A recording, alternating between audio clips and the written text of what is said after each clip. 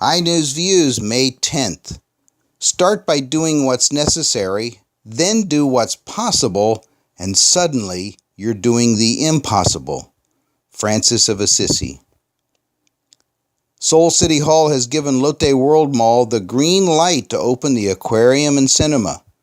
Operations of the two key entertainment facilities were suspended after several safety concerns were raised in 2014.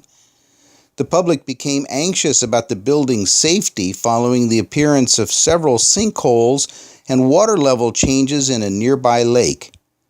Seoul City now requires Lotte to conduct monthly safety inspections of its facilities to avoid any more accidents or even minor mishaps. Two-thirds of Korean teenagers barely get any exercise, according to a recently conducted survey.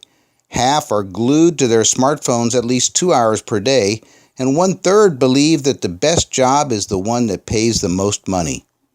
Maybe the most alarming statistic to come out of the survey is that 1 out of 10 teenagers contemplated suicide during the past year.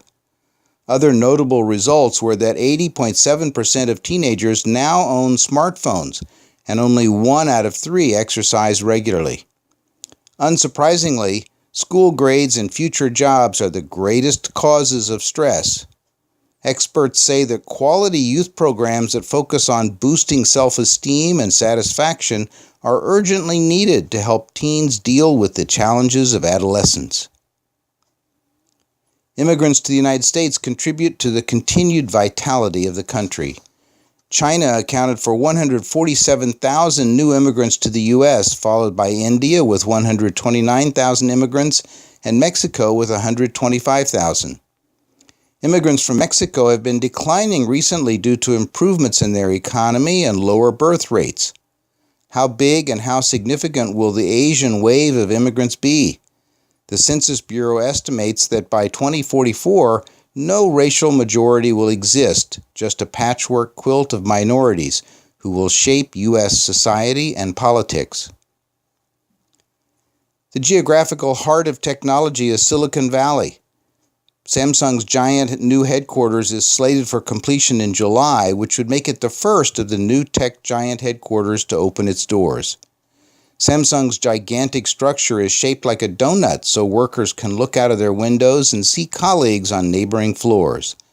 Google and Amazon will also be opening new campuses in the area. Singapore's tiger moms are fighting against Prime Minister Lee's efforts to encourage youths to start working after high school.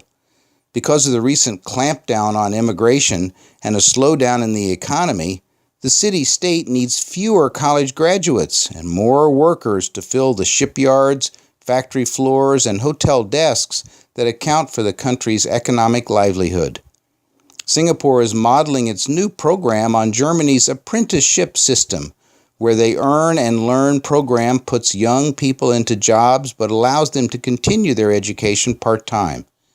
There's a clear international trend to make vocational education a better choice for young people. But 6 out of 10 Singaporeans have completed their tertiary education, the highest proportion in the world, just ahead of South Korea. Census figures from South Korea predict that the number of one-person households will surpass those with a couple and their children by 2030. The average number of people per household is declining rapidly, with one-person households currently accounting for 27% versus 16% in year 2000. Senior citizens will account for 38.1% of all single households by 2030 because more of them are refusing to live with their grown-up children. This trend points to a need for the government to offer greater support for senior citizens living alone.